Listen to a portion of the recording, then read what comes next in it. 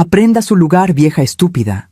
Esas fueron las últimas palabras que escuché antes de sentir cómo mis cabellos eran arrancados con tanta fuerza que pensé que mi cuero cabelludo se desprendería.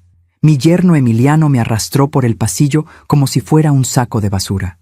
Mis rodillas golpearon el piso de cerámica fría. Sentí el sabor de la sangre en mi boca. Me arrojó dentro de un cuarto pequeño al fondo de la casa. Un cuarto sin ventanas que antes guardaba cajas viejas y herramientas oxidadas. La puerta se cerró con un golpe seco. Escuché la llave girar en la cerradura. Me quedé ahí, en el piso, temblando. No de miedo, de rabia. Me llamo Esperanza Costilla. Tengo 60 años. Y durante casi 2 años permití que mi propia hija y su esposo me convirtieran en una prisionera dentro de mi propia casa. Pero esa noche, encerrada en ese cuarto oscuro que olía a humedad y abandono, con el labio partido y el orgullo destrozado, saqué de mi sostén algo que ellos nunca supieron que tenía. Un teléfono celular secreto. Mis manos temblaban mientras escribía un mensaje. Solo una dirección. Solo 3 palabras más. Necesito ayuda urgente. Lo envié a un viejo conocido. 25 minutos después, escuché las sirenas. Y en ese momento, Isela y Emiliano descubrieron con quién se habían metido. Pero para entender cómo llegué a ese cuarto oscuro, con el cabello revuelto y el corazón roto, debo regresar al principio, al día en que todo parecía perfecto, al día en que aún creía que mi hija me amaba. A veces confiamos demasiado en quien no debemos. ¿Tú también te has decepcionado de alguien que amabas? Cuéntame tu historia en los comentarios. Quiero leerte. Hace 3 años, mi vida era completamente diferente. Vivía sola en una casa modesta, pero digna en la colonia Lindavista, al norte de la Ciudad de México. Una casa de 2 plantas con un pequeño jardín donde cultivaba jazmines y bugambilias. Por las mañanas, el aroma del café de olla se mezclaba con el canto de los pájaros. Tenía mi rutina, mis amigas del mercado, mis paseos por el parque los domingos. Trabajé durante 35 años como secretaria ejecutiva en una firma de abogados reconocida. No fue una vida de lujos, pero fue una vida honesta. Cuando mi esposo Rodrigo murió hace 10 años de un infarto fulminante, quedé sola. Isela ya estaba casada, ya tenía su propia familia. O eso creía yo. Mi pensión no era millonaria, pero era suficiente. 7,200 pesos al mes, una cantidad modesta pero digna que me permitía vivir sin pedirle nada a nadie. Pagaba mis servicios, compraba mi despensa, incluso me daba el lujo de invitar a Isela y a sus 2 hijos a comer cada 15 días. Recuerdo esas comidas con una claridad que duele. Yo preparaba mole poblano, el favorito de Isela desde niña. Ponía la mesa con el mantel bordado que me regaló mi madre. Mis nietos, Sebastián y Valeria, corrían por el jardín mientras yo les preparaba aguas frescas de Jamaica. Isela llegaba con una sonrisa. Me abrazaba. Me decía, «Huele delicioso, mamá. Nadie cocina como tú». Emiliano siempre llegaba tarde, siempre con el ceño fruncido, siempre con el teléfono en la mano. Al principio pensé que era solo estrés del trabajo. Isela me había dicho que él tenía un negocio de refacciones para autos, que las cosas estaban difíciles, que la economía no ayudaba. Yo asentía, yo servía más mole, yo callaba cuando él alzaba la voz para decirle a Isela que la comida estaba demasiado condimentada o que los niños hacían mucho ruido. «Es su carácter, mamá», me decía Isela después, cuando lo disculpaba. «Tú sabes cómo son los hombres cuando tienen presión». Y yo callaba. Siempre he sido de las que callan, pero hubo un momento en que Isela empezó a visitarme con más frecuencia. Ya no solo los domingos, de repente aparecía entre semana, siempre con alguna excusa. «Mamá, pasaba por aquí y quise saludarte». «Mamá, los niños querían verte». «Mamá, ¿tienes un cafecito?». Al principio me alegraba. Pensé que mi hija finalmente entendía el valor de pasar tiempo con su madre. Pensé que la vida le había enseñado que la familia es lo único que importa. Qué ingenua fui. Las visitas siempre terminaban igual. Tomábamos café, platicábamos de trivialidades, y luego, casi como si fuera casual, Isela dejaba caer una pregunta. «Mamá, ¿y cómo vas con tus gastos? Mamá, ¿te alcanza la pensión? Mamá, si algún día necesitas ayuda, sabes que puedes contar conmigo, ¿verdad?».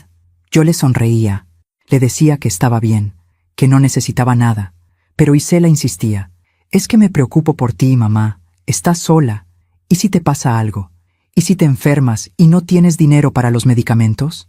Esas palabras se quedaban flotando en el aire como humo, y aunque yo las apartaba, aunque yo insistía en que estaba perfectamente bien, algo dentro de mí comenzó a sentirse incómodo. Fue en una de esas visitas cuando vi el teléfono de Isela vibrar sobre la mesa. Ella lo tomó rápidamente, demasiado rápidamente. Vi el nombre en la pantalla antes de que ella lo girara. Emiliano. No contestes enfrente de ella. Mi corazón dio un vuelco. Isela se levantó de la mesa. Perdón, mamá, es del trabajo. Regreso en un momento. Salió al jardín. Cerró la puerta corredera de vidrio.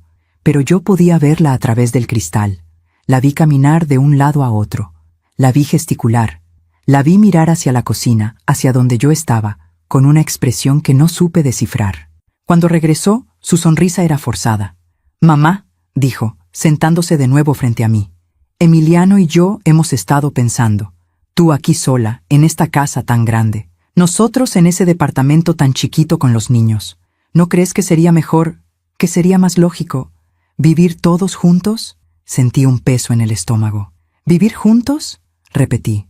Sí, mamá. Piénsalo. Tú nos ayudarías con los niños. Nosotros te cuidaríamos a ti. Sería perfecto. Como una familia de verdad. Algo en su tono de voz no me gustó. Algo en la forma en que pronunció familia de verdad sonaba hueco. Pero Isela era mi única hija. Y yo, a mis 60 años, estaba cansada de estar sola. Déjame pensarlo, le dije. Esa noche no pude dormir. Me quedé sentada en mi mecedora, mirando por la ventana hacia el jardín oscuro. Las bugambilias se mecían con el viento. La luna llena iluminaba las macetas de barro.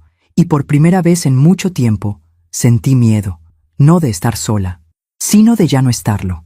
3 semanas después, Isela y Emiliano se mudaron a mi casa. Trajeron sus muebles, trajeron sus cajas, trajeron su ruido. Y desde el primer día, sentí que ya no era mi casa. Emiliano caminaba por los pasillos como si fuera el dueño. Movía mis cosas sin preguntar.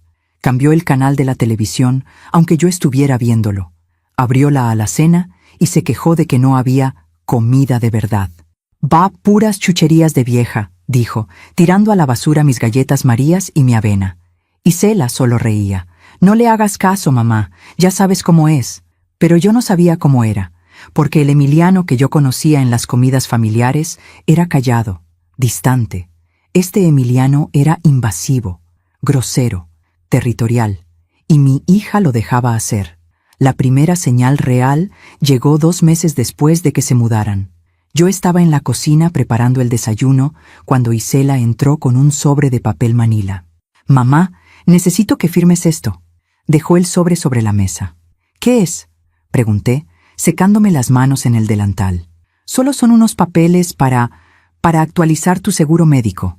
Por si acaso. Ya sabes, a tu edad es importante tener todo en orden. Algo en su mirada evitaba la mía. Abrí el sobre. Había varios documentos, letras pequeñas, términos legales que no entendía del todo. ¿Y esto de poder notarial? Pregunté, señalando una de las hojas. Isela se puso tensa. Es solo para que yo pueda ayudarte con trámites si te pasa algo, mamá. Nada grave. Es rutinario. Pero mi instinto me decía que no era rutinario. Déjame leerlo con calma, le dije, cerrando el sobre. La expresión de Isela cambió. Solo por un segundo. Vi algo en sus ojos que nunca antes había visto. Irritación. Como quieras, mamá, dijo saliendo de la cocina. Esa noche, guardé el sobre sin firmar en el cajón de mi buró. Y por primera vez desde que tenía 12 años, desde que mi padre me enseñó a cuidarme, hice algo que no le conté a nadie. Fui al centro comercial. Entré a una tienda de electrónicos y compré un teléfono celular básico con una línea prepagada. No sabía por qué lo hacía. Solo sabía que lo necesitaba.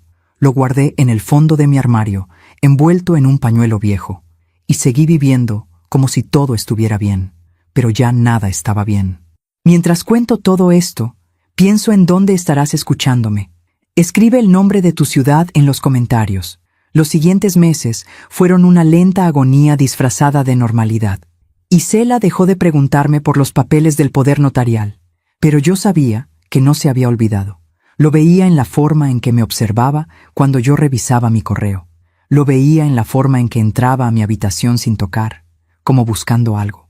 Emiliano, por su parte, se volvió cada vez más presente en la casa y más ausente en el trabajo. Su supuesto negocio de refacciones parecía no existir. Se levantaba tarde, pasaba horas frente a la televisión, gritaba cuando los niños hacían ruido y siempre me miraba con ese desprecio apenas disimulado. «Ya hiciste la comida, Esperanza», me decía. «Nunca, doña Esperanza. Nunca, suegra. Solo Esperanza», como si yo fuera su empleada. Un día me atreví a corregirlo. «Me gustaría que me llamaras con más respeto, Emiliano». Él soltó una carcajada. «¿Respeto? Estás viviendo bajo el mismo techo que yo, comiendo de mi comida, usando mi luz, mi agua. Y tú me pides respeto». Me quedé helada. «Esta es mi casa», dije, con la voz más firme que pude. «Por ahora», respondió él, y salió de la cocina. «Por ahora». Esas dos palabras se quedaron conmigo como una astilla clavada en el pecho. ¿Qué quiso decir con «por ahora»?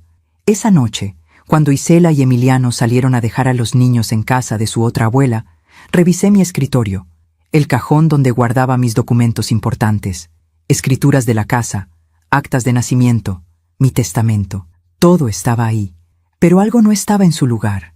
Los papeles estaban revueltos, como si alguien los hubiera sacado con prisa y los hubiera vuelto a meter sin cuidado. Yo siempre los ordenaba cronológicamente. Siempre los dejaba alineados en sus carpetas. Alguien había estado husmeando en mis cosas. Sentí un nudo en la garganta. Cerré el cajón, y en ese momento tomé una decisión. Al día siguiente, sin decirle nada a Isela, salí temprano de la casa. Tomé un taxi y fui al banco. El ejecutivo que me atendió era el mismo de siempre. El señor Campos, un hombre de unos 50 años que siempre me trataba con amabilidad. «Buenos días, doña Esperanza. ¿En qué puedo ayudarla?»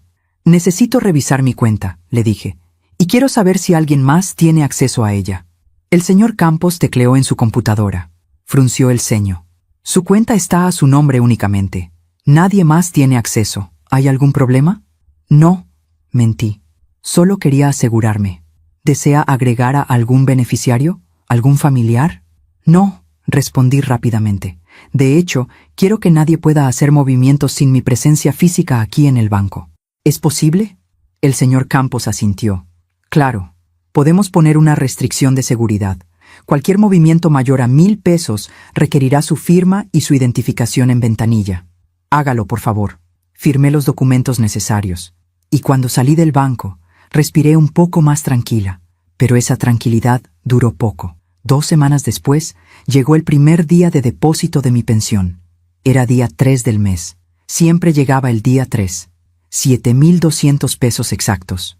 Esa mañana, después del desayuno, Isela se acercó a mí con una taza de café en la mano. «Mamá, ya llegó tu pensión, ¿verdad?» Asentí. «Perfecto. Necesito que me des 3,000 pesos». La miré sin comprender. «¿Para qué?» «Para la despensa, mamá. Para los servicios. Para los gastos de la casa. Tú vives aquí. Es lo justo». Había algo lógico en sus palabras, pero también algo incorrecto. «Yo compro mi propia despensa», le dije, «y los servicios siempre los he pagado yo».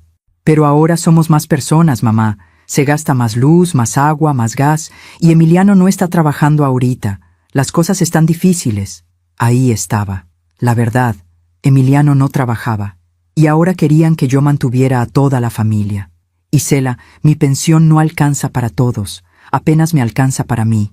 Mi hija dejó la taza sobre la mesa con un golpe seco. «No puedo creer que seas tan egoísta, mamá. Te estamos cuidando, te estamos dando compañía. ¿Y tú no puedes ayudarnos con un poco de dinero?» «No es un poco de dinero, Isela. Son 3,000 pesos. Es casi la mitad de mi pensión». «¿Y qué? ¿En qué los gastas tú?» «¿En qué, mamá? Aquí no pagas renta. Aquí no pagas casi nada. Eres una malagradecida». Las palabras me dolieron más que cualquier golpe físico. Malagradecida. Mi propia hija me llamó malagradecida en mi propia casa. «Voy a pensarlo», le dije, solo para terminar la conversación.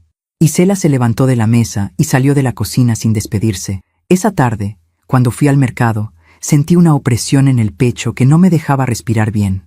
Caminé entre los puestos de frutas y verduras como en automático. Compré jitomates, compré cebollas, compré lo mínimo.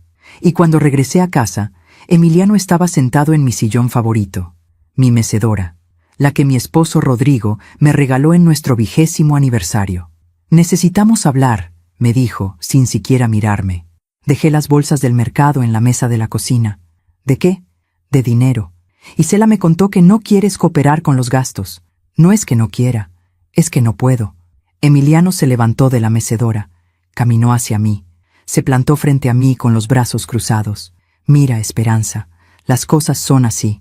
Tú vives aquí porque nosotros te lo permitimos. Esta casa es grande, cuesta mantenerla, y tú tienes una pensión que no te ganaste sola, porque tu esposo también aportó. Así que esa pensión también le corresponde a Isela. Me quedé sin palabras. Mi pensión es mía, logré decir.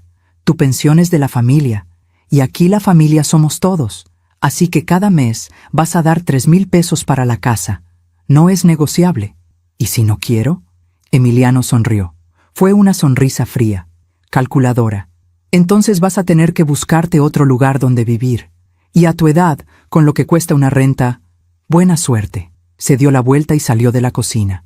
Yo me quedé ahí, de pie, con las manos temblando. Esa noche no cené. No pude. Me encerré en mi habitación y me senté en la cama. Miré alrededor, las paredes que yo misma pinté de color durazno, la cómoda que compré con mi primer sueldo, las fotografías de Rodrigo, de Isela de niña, de mis padres, todo lo que había construido, todo lo que había cuidado, y ahora me lo estaban quitando. Abrí el armario, saqué el pañuelo viejo del fondo, y desenvolví el teléfono celular secreto. Lo encendí. Tenía batería, y en ese momento, aunque todavía no sabía qué iba a hacer, supe que ese pequeño aparato sería mi salvación. Guardé un número, un solo número, un viejo conocido que no veía desde hacía años, alguien que me debía un favor, alguien en quien podía confiar. No lo llamé, todavía no, pero saber que podía hacerlo me dio un poco de fuerza. 3 días después, Isela entró a mi habitación sin tocar la puerta. Yo estaba doblando ropa. Mamá, necesito tu tarjeta del banco. Levanté la vista. ¿Mi tarjeta? Sí. Voy a ir al súper. Necesito comprar despensa. Dame la tarjeta y tu NIP.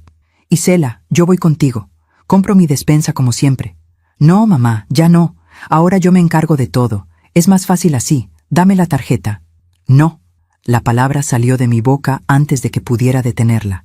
Isela entrecerró los ojos. ¿Cómo que no? No te voy a dar mi tarjeta. ¿Por qué no? ¿No confías en mí? ¿En tu propia hija? No es eso, Isela. Es que esa tarjeta es mía. Es mi pensión. Y yo la manejo.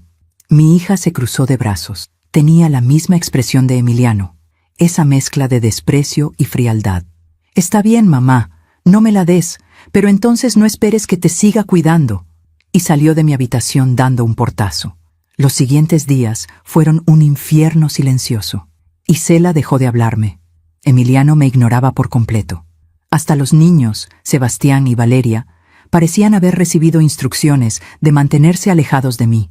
Yo comía sola, veía televisión sola, caminaba por mi propia casa como un fantasma, y cada noche, antes de dormir, sacaba el teléfono secreto, lo miraba y pensaba, todavía no, pero pronto. Una tarde, cuando salí al jardín a regar las plantas, encontré algo que me heló la sangre. Mis bugambilias, mis hermosas bugambilias que había cuidado durante años, estaban arrancadas. Alguien las había arrancado de raíz y las había tirado a la basura. Entré a la casa temblando. ¿Quién arrancó mis plantas? Emiliano estaba en la sala viendo televisión. Yo, dijo, sin voltear a verme. Estaban estorbando. Quiero poner ahí una parrilla para hacer carnes asadas. Esas plantas tenían 10 años. Eran mías. Esta casa es de todos, Esperanza. Ya supéralo. Sentí que algo dentro de mí se rompía. Pero no lloré. Ya no. Porque en ese momento entendí algo muy claro. Esto no era una familia. Esto era una invasión. Y yo necesitaba un plan. Aún me pregunto si hice lo correcto al quedarme callada tanto tiempo. ¿Y tú? ¿Alguna vez has permitido algo por miedo a estar sola? Durante las siguientes semanas, intenté convencerme de que las cosas mejorarían. Me levanté más temprano para preparar el desayuno antes de que Emiliano se despertara. Limpié la casa de arriba a abajo sin que nadie me lo pidiera. Cociné los platillos favoritos de Isela, esperando que eso ablandara su corazón. Pero nada funcionó. Isela seguía distante. Emiliano seguía invasivo. Y yo seguía sintiéndome como una extraña en mi propia casa. El día que cumplí 61 años, desperté con una pequeña esperanza.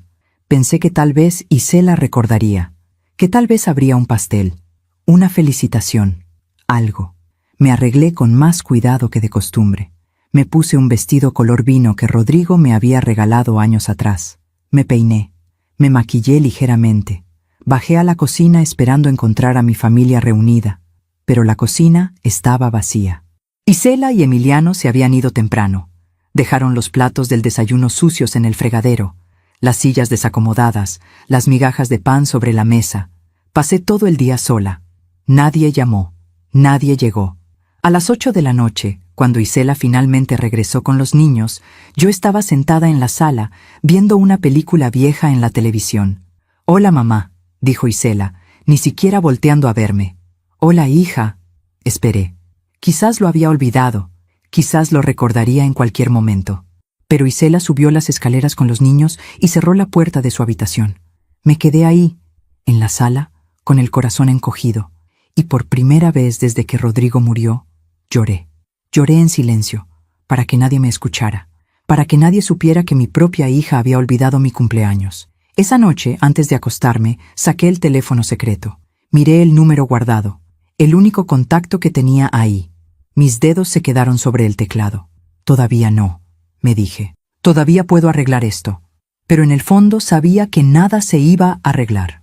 2 semanas después, llegó el siguiente depósito de mi pensión. 7,200 pesos, como siempre. Esa mañana, después del desayuno, Emiliano se sentó frente a mí en la mesa de la cocina. «Esperanza, necesitamos hablar». Dejé mi taza de café sobre la mesa. «¿De qué?» «De tu pensión. Ya llegó, ¿verdad?» Asentí. «Bien, entonces dame 4,000 pesos». Me quedé helada. «Dijiste que eran 3,000». «Sí, bueno». Las cosas subieron de precio. Los niños necesitan útiles escolares. Hay que pagar la luz, el gas, el teléfono. 4,000. Emiliano, no puedo darte 4,000 pesos. Necesito ese dinero para mis medicamentos, para mis cosas. Tus medicamentos no cuestan tanto. Deja de hacerte la víctima y dame el dinero. No. La palabra salió firme, más firme de lo que esperaba. Emiliano se levantó de la silla, caminó hacia mí, se inclinó sobre la mesa, acercando su rostro al mío. ¿Sabes qué, Esperanza? Estoy cansado de tus caprichos. Estoy cansado de tu egoísmo. Aquí todos ponemos de nuestra parte, menos tú. Emiliano, esta es mi casa, mi pensión, y yo decido qué hacer con mi dinero. Él soltó una risa seca.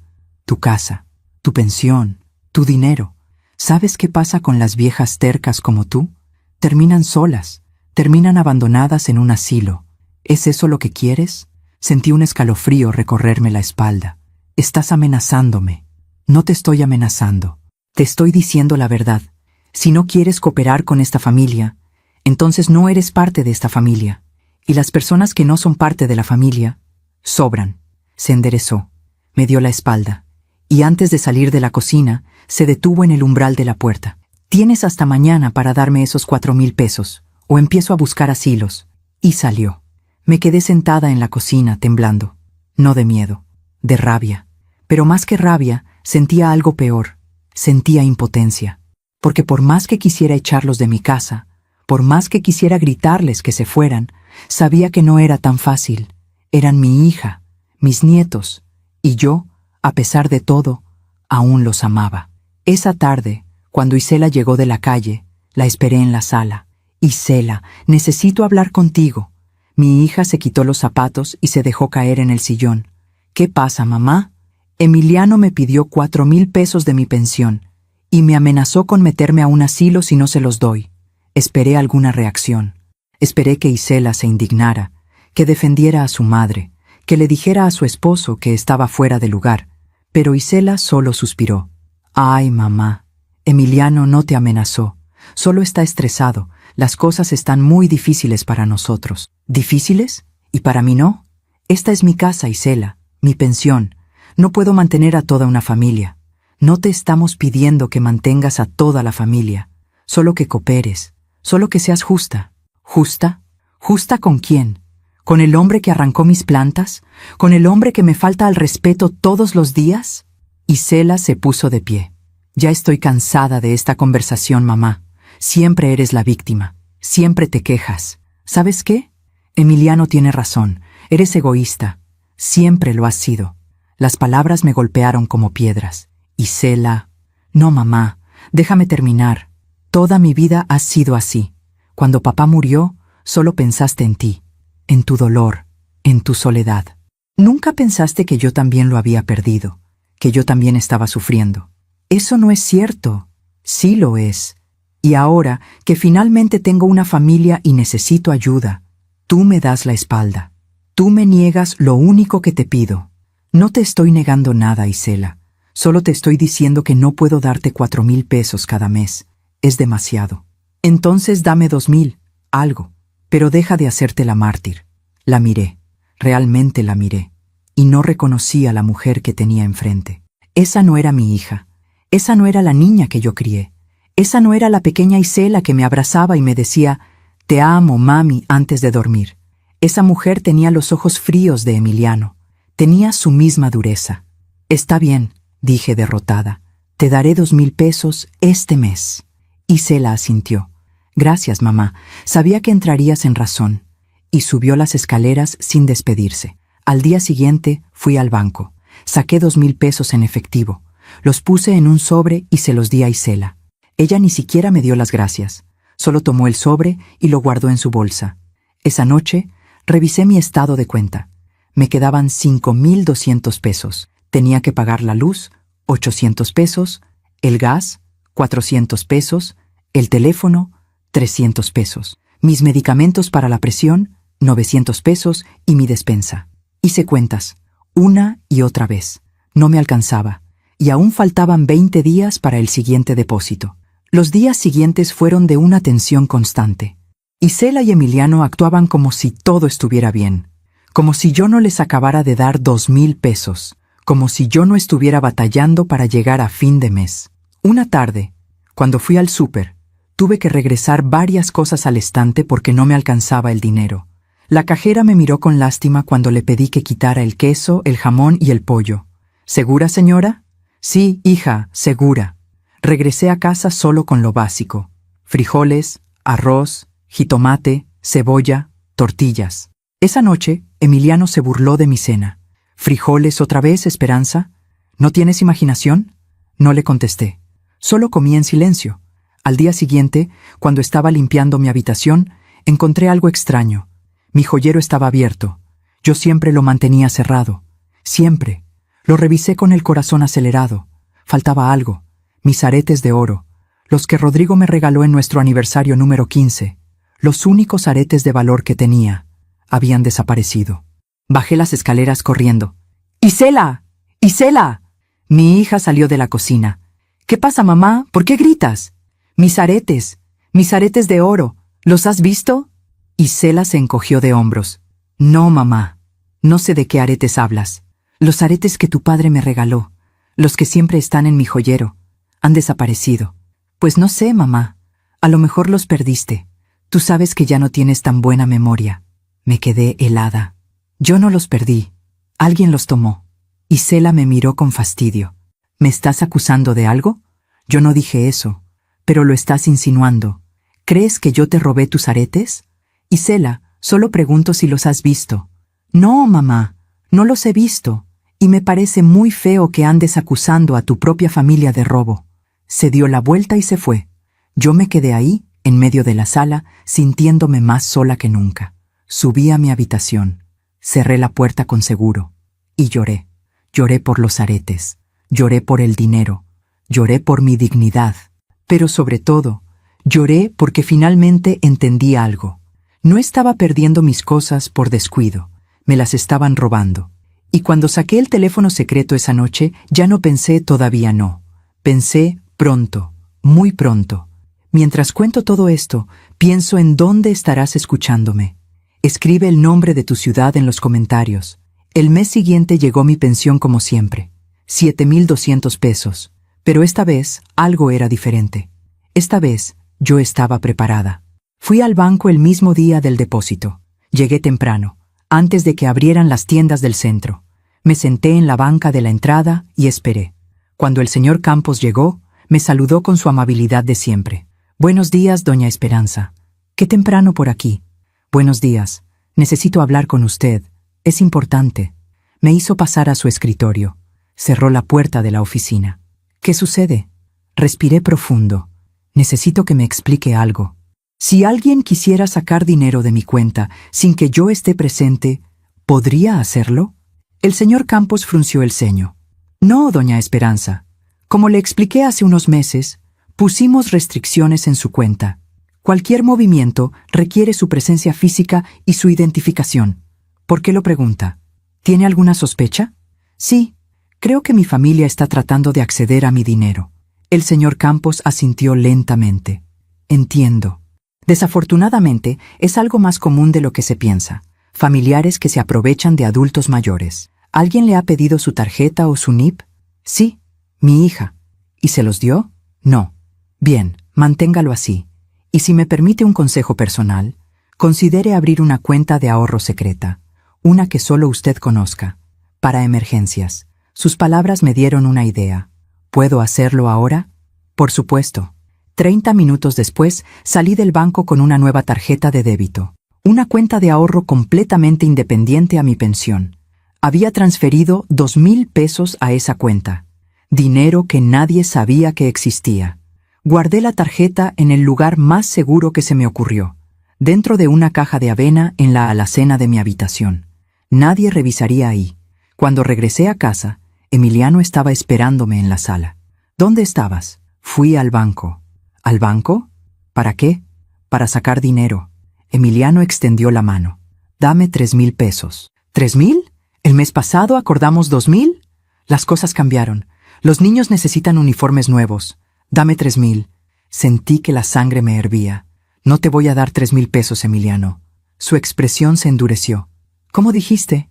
«Que no. Ya te di 2,000 el mes pasado. No puedo seguir dándote más». Emiliano se levantó del sillón. Caminó hacia mí con pasos lentos y calculados. «Escúchame bien, vieja. Tú no decides nada en esta casa. Aquí yo mando. Y si yo te digo que me des 3,000 pesos, ¿me los das?» «Esta es mi casa», dije, aunque mi voz temblaba. «Y tú no mandas nada aquí». Por un momento pensé que me iba a golpear. Vi la rabia en sus ojos. Vi cómo cerraba los puños. Pero entonces apareció Isela en las escaleras. «¿Qué pasa aquí?» «Tu mamá no quiere cooperar», dijo Emiliano, sin quitarme los ojos de encima. Isela bajó las escaleras. Se colocó junto a su esposo, los dos frente a mí. «Mamá, dame el dinero». «Isela, no puedo seguir dándoles dinero todos los meses. Mi pensión no alcanza». «Entonces vende algo». Me quedé sin aliento. «¿Qué venda algo?» «Sí, mamá. Esta casa está llena de cosas viejas que no usas.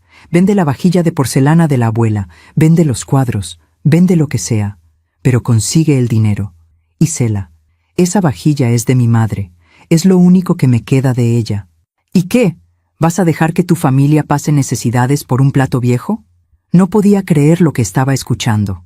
«Ustedes no están pasando necesidades. Emiliano simplemente no quiere trabajar». El golpe llegó tan rápido que no lo vi venir. Emiliano me dio una bofetada. No fue fuerte, no me tiró al piso, pero el impacto emocional fue devastador. Me llevé la mano a la mejilla, sentí el ardor, sentí las lágrimas brotando. «¡Emiliano!», gritó Isela, pero no lo gritó por indignación. Lo gritó por miedo, miedo a que yo hiciera algo. Emiliano me señaló con el dedo. «La próxima vez que me faltes al respeto, no será solo una cachetada, ¿entendiste?». Y subió las escaleras. Me quedé ahí, de pie, con la mejilla ardiendo y el corazón destrozado. Isela me miró. Por un segundo, solo un segundo, vi algo en sus ojos. ¿Culpa? ¿Arrepentimiento? Pero entonces desvió la mirada. No debiste provocarlo, mamá. Y siguió a su esposo escaleras arriba. Me quedé sola en la sala. Y en ese momento algo dentro de mí se rompió definitivamente. Subí a mi habitación. Cerré la puerta con seguro. Saqué el teléfono secreto. Mis manos temblaban mientras escribía un mensaje. Hola, soy Esperanza. ¿Te acuerdas de mí? Necesito tu consejo. Es urgente. Lo envié. 3 minutos después llegó la respuesta. Claro que me acuerdo de ti, Esperanza. ¿Qué sucede? ¿Estás bien? Empecé a llorar mientras escribía. No, no estoy bien. Necesito ayuda. Dime qué necesitas, lo que sea. Por ahora solo necesito saber que puedo contar contigo. ¿Puedo? Siempre has podido.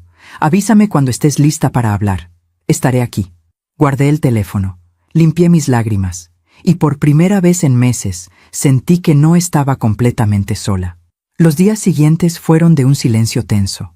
Emiliano no volvió a pedirme dinero, pero su presencia era cada vez más agresiva. Azotaba puertas, gritaba a los niños, miraba mis cosas con un desprecio que me helaba la sangre. Una tarde, cuando salí a comprar pan, regresé y encontré mi habitación abierta. Entré con el corazón acelerado. Todo estaba revuelto. Mis cajones abiertos, mi ropa tirada en la cama, mi joyero volcado. Habían estado buscando algo. Revisé rápidamente. La caja de avena seguía en su lugar. La tarjeta secreta estaba a salvo. El teléfono secreto también. Pero mi anillo de bodas había desaparecido. El anillo que Rodrigo me puso en el dedo hace 42 años. El anillo que nunca me quité, ni siquiera cuando él murió. El anillo que me quitaba solo para bañarme y que guardaba en una cajita de terciopelo. Había desaparecido. Bajé las escaleras furiosa. ¡Isela! ¡Emiliano! Los encontré en la cocina. ¿Quién entró a mi habitación? Isela levantó la vista de su teléfono. ¿De qué hablas? Mi habitación está revuelta. Alguien entró, y mi anillo de bodas desapareció. Emiliano se encogió de hombros. Yo no fui. Yo tampoco, mamá, dijo Isela. A lo mejor lo perdiste. No lo perdí, me lo robaron, y sé que fueron ustedes. Emiliano se levantó de la silla. Cuidado con lo que dices, Esperanza. ¿O qué? ¿Me vas a golpear otra vez? Si es necesario. Isela se puso de pie. Ya basta, los dos. Mamá, nadie te robó nada. Estás paranoica. Estás inventando cosas. No estoy inventando nada. Primero fueron mis aretes. Ahora es mi anillo. ¿Qué sigue? ¿Van a vender toda mi casa mientras yo duermo? Isela soltó una risa seca. No seas ridícula. Pero algo en su mirada me confirmó lo que ya sabía. Ellos tenían mi anillo, y lo habían vendido. Esa noche no pude dormir. Me quedé acostada en la cama, mirando el techo, pensando en todo lo que había perdido. Mis aretes, mi anillo, mi dignidad, mi paz, y lo peor, mi hija, porque la mujer que vivía en mi casa ya no era Isela, era una extraña con su rostro. Al día siguiente, decidí hacer algo que nunca pensé que haría. Fui a una notaría. Le pedí al notario que me explicara cómo funcionaban las herencias, cómo funcionaban los testamentos, qué pasaba si alguien te robaba. El notario, un hombre de unos 60 años con anteojos gruesos, me escuchó con atención. Señora, si usted sospecha que sus familiares la están despojando de sus bienes, puede tomar medidas legales, puede desheredarlos, puede proteger su patrimonio. ¿Cómo? Primero, necesitamos documentar todo, cada robo, cada amenaza, cada agresión. Segundo, necesitamos testigos. ¿Hay alguien que pueda dar fe de lo que está viviendo? Pensé en mis vecinas, en la señora Remedios que vivía en la casa de al lado, en don Arturo que vendía tamales en la esquina, pero me daba vergüenza contarles. No, mentí. El notario asintió. Entonces será más difícil, pero no imposible. ¿Tiene usted algún documento que compruebe que la casa es suya? Sí. Las escrituras. Bien, guárdelas en un lugar seguro, un lugar donde ellos no puedan encontrarlas. Y si la situación se pone peligrosa, llame a la policía. Salí de la notaría con una mezcla de alivio y terror. Alivio porque sabía que había opciones. Terror porque sabía que usar esas opciones significaba perder a mi familia para siempre. Esa tarde, cuando regresé a casa, encontré a Isela esperándome en la sala. «Mamá, ¿dónde estabas?» Salí a caminar. ¿A caminar? ¿A dónde? Al parque. Isela entrecerró los ojos. ¿Solo al parque? Sí, Isela, solo al parque. ¿Por qué me interrogas? Porque Emiliano te vio salir de una notaría. Sentí que el piso se abría bajo mis pies. ¿Me estaban siguiendo? No te estábamos siguiendo. Emiliano pasaba por ahí y te vio. ¿Qué estabas haciendo en una notaría, mamá? Pensé rápido. Estaba preguntando por mi testamento. Quiero actualizarlo. ¿Actualizarlo? ¿Por qué? Porque soy una mujer de 61 años, Isela. Es normal que tenga mis cosas en orden. Isela se cruzó de brazos. ¿Y qué vas a poner en ese testamento? La miré directo a los ojos. Eso es asunto mío. Mi hija apretó la mandíbula. Está bien, mamá. Guárdate tus secretos. Pero te advierto algo. Si estás pensando en desheredarme, te vas a arrepentir. ¿Me estás amenazando? No, te estoy avisando. Y salió de la sala. Esa noche, guardé las escrituras de la casa en un sobre manila. Las escondí dentro de una Biblia vieja que nadie abría. La Biblia la puse en el estante más alto de mi closet, detrás de unas cajas de zapatos, y saqué el teléfono secreto. Escribí otro mensaje. Creo que pronto voy a necesitar tu ayuda de verdad. ¿Sigues ahí? La respuesta llegó en segundos. Aquí estoy. Dime qué necesitas y cuándo lo necesitas. Pronto. Te avisaré pronto. Guardé el teléfono, y por primera vez en mucho tiempo, sentí que tenía un plan. Un plan para salir de esto. Un plan para recuperar mi vida. Pero antes de poder ejecutarlo, las cosas se pusieron mucho peor. 3 días después, llegó el cobrador de la luz. Tocó a la puerta. Yo abrí. Buenos días, señora. Vengo a dejar el recibo de la luz. Me entregó el papel. Lo abrí. 3,200 pesos. Me quedé helada. Debe haber un error. Mi recibo nunca pasa de 800 pesos. No hay error, señora. Hubo un consumo excesivo este bimestre. Pero eso es imposible. El cobrador se encogió de hombros. Es lo que marca el medidor. Si tiene alguna duda, puede llamar a la compañía. Se fue. Yo me quedé ahí, con el recibo en la mano, sintiendo cómo la rabia crecía dentro de mí. Entré a la casa. Fui directo a la sala, donde Emiliano estaba viendo televisión. ¿Qué es esto?, le dije, mostrándole el recibo. Él ni siquiera volteó a verme. El recibo de la luz. 3,200 pesos, Emiliano. ¿Qué hicieron? ¿Dejaron todas las luces prendidas las 24 horas? No sé de qué hablas. Claro que sabes, este recibo está inflado y sé que fue a propósito. Ustedes están tratando de quebrarme económicamente para que les dé más dinero. Emiliano finalmente me miró y sonrió. Esa sonrisa fría y calculadora que ya conocía. Paga el recibo, Esperanza, o nos cortan la luz. Y si nos cortan la luz, los niños no van a poder hacer su tarea. ¿Quieres eso? Esto es tu culpa. Pruébalo. No pude, porque no tenía pruebas. Solo tenía un recibo imposible y la certeza de que me estaban destruyendo lentamente. Esa noche saqué el teléfono secreto por última vez antes de que todo explotara. Escribí un mensaje largo. Le conté todo. El dinero, las amenazas, los robos, la bofetada, el recibo inflado. Y terminé con una pregunta. ¿Qué hago? Ya no aguanto más. La respuesta llegó 1 hora después. Esperanza, lo que estás viviendo es violencia patrimonial y abuso familiar. Puedes denunciarlos. Yo puedo ayudarte. Pero necesito que me digas, ¿estás lista para dar ese paso? Porque una vez que empieces, no hay vuelta atrás. Leí el mensaje una y otra vez. ¿Estaba lista? ¿Estaba lista para denunciar a mi propia hija? ¿Estaba lista para perder a mis nietos? ¿Estaba lista para quedarme completamente sola? No lo sabía, pero sabía una cosa. No podía seguir viviendo así. Escribí una última respuesta esa noche. Todavía no estoy lista, pero pronto lo estaré. Gracias por estar ahí. Guardé el teléfono. Apagué la luz y me preparé para lo que vendría, porque sentía en mis huesos que algo terrible estaba por suceder. Y tenía razón. Lo que sucedió 3 días después cambió todo. Era viernes por la tarde. Yo estaba en la cocina preparando sopa de verduras. Los niños, Sebastián y Valeria, jugaban en el patio trasero. Isela había salido al mercado, y Emiliano estaba en su habitación, como siempre, viendo la televisión. O eso creía yo.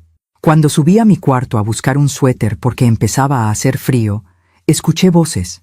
Venían de la habitación de Isela y Emiliano. La puerta estaba entreabierta. Normalmente no me detengo a escuchar conversaciones ajenas, pero algo en el tono de voz de Emiliano me hizo quedarme inmóvil en el pasillo. «Te digo que ya casi está», decía Emiliano. «¿Estás seguro?», respondió otra voz. No era Isela, era un hombre. Me acerqué con cuidado. Puse la espalda contra la pared y escuché. «Sí, compadre. La vieja ya está prácticamente quebrada. Le hemos sacado como 6,000 pesos en estos 2 meses. Y todavía le quedan las joyas que le faltan, algunos muebles que podemos vender y lo más importante, la casa». «¿Y ella ya firmó el poder notarial?». «No. Se puso terca con eso. Pero no importa. Tengo otro plan». «¿Cuál?». «Voy a hacer que se vea mentalmente incapaz. Voy a documentar que está senil, que se le olvidan las cosas, que dice que le roban cuando ella misma las pierde. Ya llevo un cuaderno con anotaciones. Cuando tenga suficiente, la llevo con un médico que me debe un favor y consigo un certificado de incapacidad mental». El otro hombre soltó una risa. «Eres un cabrón, Emiliano. Los negocios son negocios, compadre. Esa casa vale como 3 millones de pesos. Está en una zona que se está revalorizando. Si logro que Isela herede todo y luego convenzo a mi suegra de firmar la casa a nombre de Isela, podemos venderla y dividir el dinero». «¿E Isela sabe todo esto?». Hubo un silencio. «Isela sabe lo que necesita saber. Ella cree que solo estamos ahorrando un poco de dinero hasta que mi negocio despegue. No sabe que ya vendí sus aretes y su anillo. No sabe que estoy inflando los recibos para sacarle más dinero. Y definitivamente no sabe que planeo vender esta casa en cuanto sea legalmente posible. ¿Y si la vieja se da cuenta? No se va a dar cuenta. Y si se da cuenta, ya es demasiado tarde. Además, ¿a quién le va a decir? No tiene amigos, no tiene familia, está sola, completamente sola». Sentí que las piernas me temblaban. Me alejé de la puerta con cuidado. Bajé las escaleras sin hacer ruido. Entré a mi habitación, cerré la puerta con seguro y me dejé caer en la cama. No podía respirar. Todo era mentira. Todo era una trampa. Emiliano nunca tuvo intención de convivir como familia. Nunca tuvo intención de cuidarme. Desde el principio, desde el primer día que se mudaron a mi casa, su único objetivo era despojarme de todo. Y lo peor de todo, Isela lo sabía. Tal vez no sabía los detalles, tal vez no sabía sobre las joyas vendidas o los recibos inflados, pero sabía que me estaban usando, sabía que me estaban robando, y no hizo nada para detenerlo. Me quedé acostada en la cama, mirando el techo, sintiendo cómo todo mi mundo se desmoronaba. Pensé en Rodrigo, en lo que él diría si estuviera vivo, en cómo me protegería, en cómo echaría a Emiliano de la casa a patadas. Pero Rodrigo no estaba, y yo estaba sola, completamente sola. Saqué el teléfono secreto. Mis manos temblaban tanto que apenas podía escribir. «Necesito verte, urgente. Descubrí algo grave». La respuesta llegó en 2 minutos. «¿Dónde y cuándo?». «Mañana, en la cafetería del parque, a las 10 de la mañana. Ahí estaré». «¿Estás en peligro ahora?». «No lo sé, pero tengo miedo.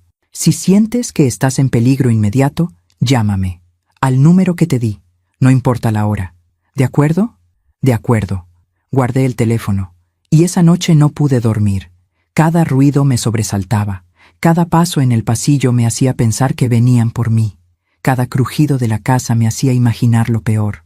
A las 3 de la madrugada, escuché que alguien intentaba abrir la puerta de mi habitación. La manija se movió. 1 vez, 2 veces. Luego, silencio. Me quedé congelada en la cama, sin atreverme a respirar.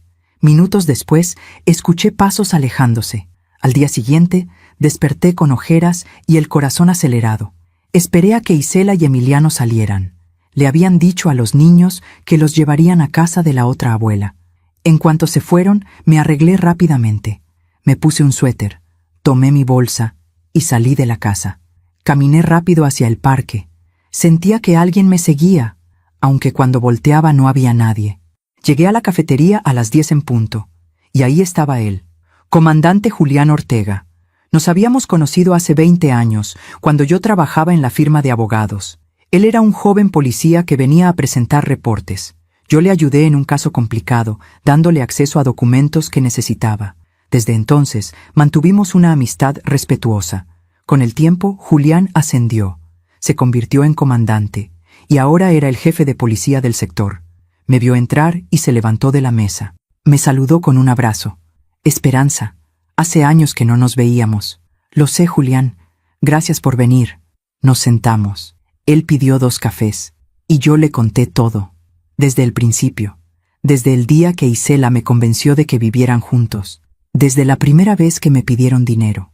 Desde los robos. Desde la bofetada. Desde el recibo inflado. Y finalmente, le conté lo que escuché ayer. El plan de Emiliano. El certificado de incapacidad mental. La venta de la casa. Julián me escuchó en silencio. Su rostro se fue endureciendo con cada detalle. Cuando terminé, él dejó su taza de café sobre la mesa. Esperanza, lo que me estás describiendo es un delito grave. Es violencia patrimonial. Es fraude. Y si logran hacerte firmar algo bajo coacción o bajo el pretexto de incapacidad mental, también sería despojo. Lo sé, pero no tengo pruebas, Julián. Solo tengo mi palabra. Tu palabra es suficiente para empezar, pero necesitamos documentar todo. ¿Tienes recibos? ¿Mensajes? ¿Algo que demuestre lo que te están haciendo? Pensé rápido. Tengo el recibo de luz inflado. Tengo el estado de cuenta de mi banco, donde se ve que he estado retirando dinero constantemente. Y tengo esto. Saqué mi teléfono personal. Les mostré los mensajes que Isela me había enviado pidiéndome dinero. No eran muchos, pero eran algo. Julián los revisó. Esto ayuda, pero necesitamos más. Necesitamos pruebas concretas de las amenazas, de los robos. ¿Cómo? ¿Puedes grabar conversaciones? Me quedé helada. ¿Grabarlos? Sí. Si Emiliano vuelve a amenazarte o a pedirte dinero, grábalo. Con tu teléfono, sin que se dé cuenta. No sé si pueda. Julián puso su mano sobre la mía. Esperanza, entiendo que tienes miedo. Entiendo que es tu hija. Pero lo que te están haciendo es un crimen. Y si no hacemos algo ahora, van a terminar de despojarte de todo, incluyendo tu casa. Tenía razón. Lo sabía. Pero la idea de grabar a mi propia hija, de reunir pruebas contra ella, me partía el corazón. Necesito pensarlo, dije. Julián asintió. Está bien. Tómate tu tiempo, pero no mucho. Mientras más tiempo pase, más difícil será revertir el daño. Y si Emiliano logra conseguir ese certificado de incapacidad mental... No terminó la frase. No hizo falta. Nos despedimos con otro abrazo. Ten mi número en marcación rápida, me dijo Julián antes de irse. Si pasa algo, si sientes que estás en peligro, llámame. Llegaré en minutos. Asentí. Y regresé a casa con el corazón pesado. Cuando llegué, Isela y Emiliano ya habían regresado. Estaban en la sala, discutiendo en voz baja. En cuanto me vieron entrar, se callaron. «Hola, mamá», dijo Isela con una sonrisa forzada. «¿Dónde estabas?» «Fui a caminar al parque». «¿Al parque? ¿Sola?» «Sí, Isela. Sola. ¿Algún problema?» Emiliano me miró con desconfianza. «¿Con quién hablaste en el parque?» Sentí un escalofrío. «¿Cómo sabes que hablé con alguien?» «Te vi», dijo Emiliano. «Te vi entrando a la cafetería. ¿Con quién estabas?» Me quedé helada. ¿Me había seguido? «Con una amiga», mentí. «Una amiga del trabajo de hace años». «¿Qué amiga?» «Emiliano, no tengo por qué darte explicaciones». Él se levantó del sillón. «Sí tienes que dármelas, porque estás actuando muy raro últimamente, saliendo a escondidas, guardando secretos». «No estoy guardando secretos». «Sí lo estás. Y sé que estás planeando algo». «¿Y planear algo? ¿De qué hablas?» Emiliano caminó hacia mí. Se detuvo a centímetros de mi cara. «Te vi salir de la notaría la semana pasada. Te vi en el parque hoy. Sé que estás buscando ayuda. Sé que quieres echarnos de aquí». «Esta es mi casa, Emiliano. Puedo echarlos cuando yo quiera». Él sonrió. Esa sonrisa que ya me daba pesadillas. «No puedes, porque tengo derechos como inquilino, porque Isela es tu hija, y porque si intentas algo, voy a demostrar que estás loca, que estás senil, que no estás en condiciones de tomar decisiones». Ahí estaba, la amenaza que escuché ayer, la misma amenaza, ahora dicha en mi cara. «No estoy loca. Eso lo veremos». Isela se puso de pie. «Emiliano, ya basta». Pero su voz no tenía fuerza, no tenía convicción. Emiliano me dio la espalda. «Cuídate, Esperanza, porque estás jugando con fuego». Y subió las escaleras. Isela me miró. Por un momento vi a mi hija, a la verdadera Isela, a la niña que yo crié. Vi culpa en sus ojos, vi arrepentimiento, pero entonces bajó la mirada. Deberías tener más cuidado, mamá. Y me dejó sola en la sala. Subí a mi habitación, cerré la puerta con seguro, saqué el teléfono secreto y escribí un mensaje a Julián. Me amenazó. Me dijo que va a demostrar que estoy loca, que va a quitarme todo. Necesito ayuda. La respuesta llegó inmediatamente. Empieza a grabar todo, cada conversación, cada amenaza, y mantén ese teléfono bien escondido. Voy a hablar con un juez conocido mío. Vamos a preparar una orden de protección preventiva, pero necesito pruebas. Lo haré. Y Esperanza, si la situación se pone violenta, no dudes en llamarme, día o noche. ¿De acuerdo? De acuerdo. Guardé el teléfono. Esa noche, cuando todos dormían, bajé a la cocina. Necesitaba agua. Necesitaba aire. Y fue ahí, en la cocina oscura, donde vi algo que me heló la sangre. Sobre la mesa había un folder con el logo de un hospital psiquiátrico. Lo abrí con manos temblorosas. Dentro había documentos, formularios y una carta dirigida a un doctor. Estimado doctor Mendoza, le escribo para solicitar una evaluación psiquiátrica para mi suegra, la señora Esperanza Costilla, de 61 años. En los últimos meses hemos notado un deterioro cognitivo considerable. Olvida dónde pone las cosas y luego nos acusa de robarle. Tiene episodios de paranoia. Cree que la estamos vigilando o persiguiendo. Su comportamiento se ha vuelto errático e impredecible. Adjunto un registro de incidentes que he documentado en los últimos 2 meses. Solicito una evaluación completa para determinar si es necesario iniciar un proceso de interdicción por incapacidad mental. Atentamente, Emiliano Vargas Torres. Mis manos temblaban tanto que el papel se caía. Ya lo había hecho. Ya había iniciado el proceso. Ya había fabricado evidencia de que yo estaba loca, y ese registro de incidentes que mencionaba era el cuaderno del que habló por teléfono.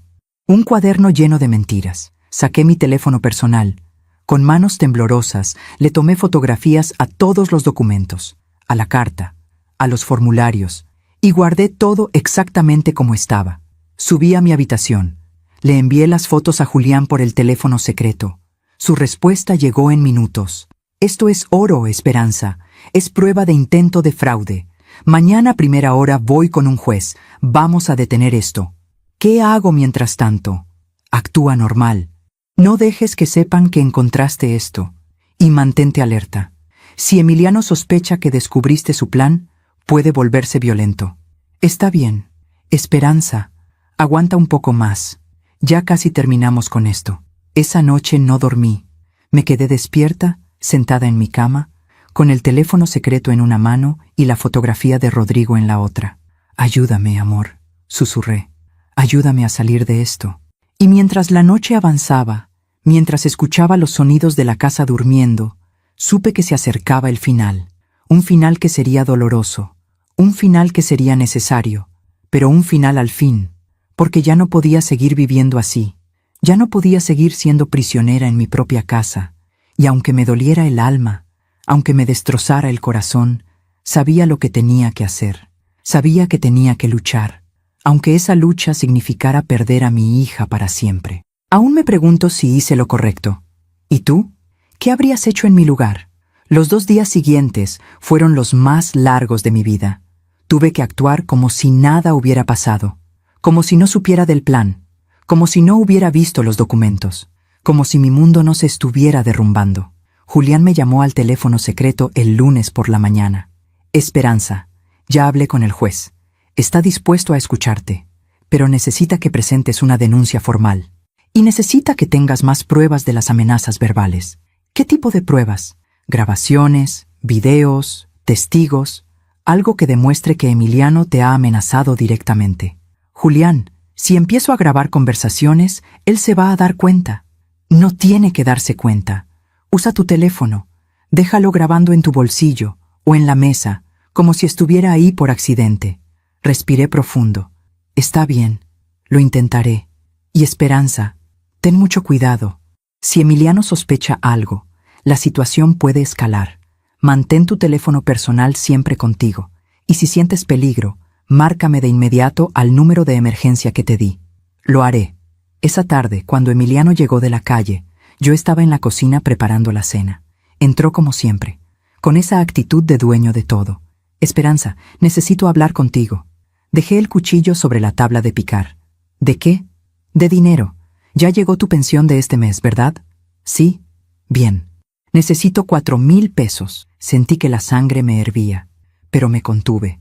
Saqué mi teléfono personal del bolsillo del delantal. Lo puse sobre la mesa de la cocina, con la pantalla hacia abajo, como si lo hubiera dejado ahí sin querer. Pero antes, activé la grabadora de voz. Emiliano, ya te he dado dinero los últimos meses, no puedo seguir dándote más. No te estoy pidiendo permiso, te estoy diciendo lo que vas a hacer. ¿Y si me niego? Emiliano se acercó a mí. Su rostro estaba a centímetros del mío. Si te niegas, las cosas se van a poner muy feas para ti, vieja, muy feas. ¿Me estás amenazando? Te estoy advirtiendo. Aquí las cosas se hacen como yo digo. Y si no te gusta, puedes irte. Pero esta casa se queda con nosotros. Esta casa es mía, Emiliano. Está a mi nombre. Él sonrió. Esa sonrisa que ya me daba náuseas. Por ahora. Pero no por mucho tiempo. Ya hablé con un doctor. Ya tengo documentada tu locura. En unas semanas voy a tener un certificado que dice que no estás en condiciones de tomar decisiones. Y entonces, Isela se va a hacer cargo de todo, incluyendo esta casa. Yo no estoy loca. Eso es lo que dicen todos los locos. Se dio la vuelta para salir, pero antes de llegar a la puerta, se detuvo. Ah, y otra cosa. No vuelvas a salir sin avisarnos. No vuelvas a tener reuniones secretas con nadie, porque te estamos vigilando. Y si vuelves a intentar buscar ayuda, te voy a encerrar en tu cuarto y nadie te va a encontrar. Salió de la cocina. Yo me quedé ahí, temblando. Tomé mi teléfono. Detuve la grabación. La escuché. Estaba perfecta. Cada palabra, cada amenaza, todo había quedado grabado. Esa noche le envié el audio a Julián por el teléfono secreto. Su respuesta fue inmediata. Esto es exactamente lo que necesitábamos. Mañana voy con el juez. Con esto y los documentos que fotografiaste, podemos conseguir una orden de alejamiento y empezar el proceso legal contra Emiliano. ¿Estás lista? Miré la pantalla del teléfono. ¿Estaba lista? ¿Estaba lista para destruir a mi familia? ¿Estaba lista para ver a mi hija odiándome? ¿Estaba lista para quedarme completamente sola? Escribí una sola palabra. Sí. Bien. Mañana en la tarde voy a necesitar que vengas a presentar la denuncia formal. ¿Puedes salir de la casa sin que sospechen? Encontraré la manera. Perfecto. Te espero mañana a las 3 de la tarde en la comandancia. Y Esperanza, aguanta un poco más. Ya casi terminamos. Guardé el teléfono.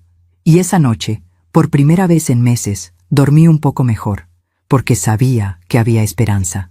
Al día siguiente, martes, esperé a que Isela saliera con los niños a hacer unas compras. Emiliano estaba en su habitación viendo televisión. Me arreglé rápidamente, tomé mi bolsa y salí de la casa. Caminé rápido hacia la avenida principal. Tomé un taxi. A la comandancia de policía, por favor. El taxista asintió. 20 minutos después, estaba frente al escritorio de Julián. Él me recibió con un abrazo. «¿Viniste? Bien, siéntate». Me senté. Julián sacó varios documentos. Este es el formato de denuncia. Vamos a acusar a Emiliano de violencia patrimonial, amenazas, despojo y tentativa de fraude. Con las grabaciones y las fotografías de los documentos, tenemos un caso sólido. Empecé a llenar el formato. Con cada línea que escribía, sentía que estaba cavando la tumba de mi relación con mi hija. Pero no me detuve, porque ya no podía seguir viviendo así. Cuando terminé, Julián revisó todo. Perfecto. Ahora voy a pedirle al juez que emita una orden de alejamiento temporal contra Emiliano. Eso significa que no podrá acercarse a ti. La policía lo va a notificar en las próximas horas. ¿Y qué va a pasar con Isela? Julián me miró con tristeza. Esperanza, si Isela estuvo involucrada en el robo de tu pensión o en el plan de Emiliano, ella también puede enfrentar cargos. Pero por ahora nos vamos a enfocar en Emiliano. ¿Ella también te ha amenazado? Pensé en todas las veces que Isela me pidió dinero, en todas las veces que me llamó egoísta, en todas las veces que miró hacia otro lado cuando Emiliano me faltaba al respeto. No directamente, pero fue cómplice. Julián asintió. Entiendo. Vamos paso por paso. Primero sacamos a Emiliano de tu casa, después vemos qué hacemos con Isela. Firmé la denuncia. Julián me acompañó hasta la puerta. Esperanza, en unas horas vamos a ir a tu casa a notificar a Emiliano. Necesito que cuando lleguemos estés preparada. Puede ponerse violento, puede gritar, puede intentar intimidarte, pero vamos a estar ahí para protegerte. ¿Y si Isela me odia? Julián puso su mano en mi hombro. Puede que te odie ahora, pero algún día, cuando entienda lo que ese hombre estaba haciendo, te va a agradecer. Y si no lo hace, al menos tú estarás a salvo. Regresé a casa en otro taxi. Cuando llegué, Isela ya había regresado. Estaba en la cocina preparando la comida. Hola, mamá. ¿Dónde estabas? Fui al doctor. ¿Al doctor? ¿Estás enferma? Solo un chequeo de rutina. Isela me miró con desconfianza. ¿Qué doctor? El doctor Ramírez, mi médico de siempre. Mentí con tanta naturalidad que me sorprendí a mí misma. Isela no dijo nada más, pero supe que no me creyó. A las 5 de la tarde escuché las sirenas. Mi corazón empezó a latir como loco. 2 patrullas se estacionaron frente a mi casa. Julián bajó de una de ellas, acompañado de 3 oficiales más. Emiliano salió corriendo de su habitación. ¿Qué carajos pasa? ¿Por qué hay patrullas aquí? Isela salió de la cocina. Mamá, ¿qué está pasando? Yo no dije nada. Julián tocó a la puerta. Emiliano abrió. ¿Quién es usted? Comandante Julián Ortega. ¿Es usted Emiliano Vargas Torres? Sí. ¿Qué quiere? Tengo una orden de alejamiento en su contra. Ha sido acusado de violencia patrimonial, amenazas, despojo y tentativa de fraude contra la señora Esperanza Costilla. Tiene que desalojar esta propiedad inmediatamente. El rostro de Emiliano se puso rojo. ¿Qué? Esto es una locura. No es una locura, señor. Es una orden judicial. Tiene 30 minutos para recoger sus pertenencias personales y abandonar la propiedad. Emiliano se volteó hacia mí. ¿Fuiste tú? ¿Tú hiciste esto? No respondí. Isela se acercó. Mamá, ¿qué hiciste? Finalmente hablé. Lo que debía hacer hace meses. Protegerme. Emiliano caminó hacia mí. Julián se interpuso inmediatamente. Un paso más y lo arresto por desacato. Emiliano apretó los puños. Esto no se va a quedar así, vieja estúpida. Te vas a arrepentir. Ya me escuchó, señor Vargas. Cualquier amenaza adicional será documentada. Ahora, recoja sus cosas. Emiliano subió las escaleras hecho una furia. Isela se quedó ahí, mirándome con una expresión que nunca olvidaré. No era solo enojo, era odio. ¿Cómo pudiste hacerle esto a tu propia familia, mamá? Isela, él te estaba usando. Nos estaba usando a las 2. Vendió mis joyas, infló los recibos, planeaba quitarme mi casa haciéndome pasar por loca. Eso no es cierto. Saqué mi teléfono. Le puse la grabación. Isela escuchó la voz de su esposo. Cada palabra, cada amenaza. Cuando terminó, ella tenía lágrimas en los ojos, pero no eran lágrimas de arrepentimiento, eran lágrimas de rabia. Tú lo provocaste, tú lo obligaste a hacer esto con tu egoísmo. Isela. No, mamá, no quiero escucharte. Elegiste a la policía sobre tu propia familia. Elegiste tu dinero sobre tus nietos. Yo no elegí nada. Emiliano me obligó. Emiliano bajó las escaleras con 2 maletas. Vámonos, Isela. Mi hija lo miró. ¿A dónde vamos a ir? A casa de mi hermano. Por ahora. Isela subió corriendo las escaleras. Empezó a empacar cosas a toda prisa. Yo me acerqué a Julián. No quiero que se lleven a los niños. Julián negó con la cabeza. Esperanza, son sus nietos, pero Isela es la madre. No podemos impedir que se los lleve a menos que haya una orden judicial que lo autorice. Y eso lleva tiempo. ¿Y si no los vuelvo a ver? Entonces tendrás que luchar por ese derecho. Pero primero necesitas estar a salvo. 20 minutos después, Isela bajó con los niños. Sebastián y Valeria me miraban confundidos. «Abuela, ¿por qué nos vamos?», preguntó Sebastián. «Porque tu abuela es una mala persona», respondió Isela. Esas palabras me atravesaron como un cuchillo. «Isela, no les digas eso». Es la verdad. Salieron de la casa. Emiliano me lanzó una última mirada llena de veneno. «Esto no termina aquí». Y se fueron. Los vi subir a un carro. Los vi alejarse. Y en ese momento me quedé completamente sola. Julián puso su mano en mi hombro. «Lo hiciste bien, Esperanza. Sé que duele, pero lo hiciste bien». Cerré la puerta y me dejé caer en el piso del recibidor, y lloré. Lloré como no había llorado en años, porque había ganado mi casa, pero había perdido a mi hija y a mis nietos, y no sabía si algún día los volvería a ver. Julián se quedó conmigo un rato, me preparó un té, se aseguró de que estuviera bien. Antes de irse, me dejó su número personal. Cualquier cosa, Esperanza, cualquier cosa. Esa noche, caminé por mi casa. La casa que ahora estaba vacía, la casa que ahora era solo mía. Subí a mi habitación, saqué el teléfono secreto, le escribí a Julián. Gracias por todo. No sé qué hubiera hecho sin ti. No tienes que agradecer. Hiciste lo correcto. Descansa. Mañana seguimos con el proceso. Guardé el teléfono. Me acosté en mi cama y miré por la ventana hacia el jardín oscuro, donde alguna vez crecieron mis bugambilias, donde alguna vez jugaron mis nietos, donde alguna vez fui feliz. Y pensé, ¿valió la pena? No lo sabía todavía, pero sabía una cosa. Ya no era una prisionera, ya no vivía con miedo, ya no me iban a robar, ya no me iban a golpear. Y eso, de alguna forma, tenía que valer algo. Los primeros días después de que se fueron extraños.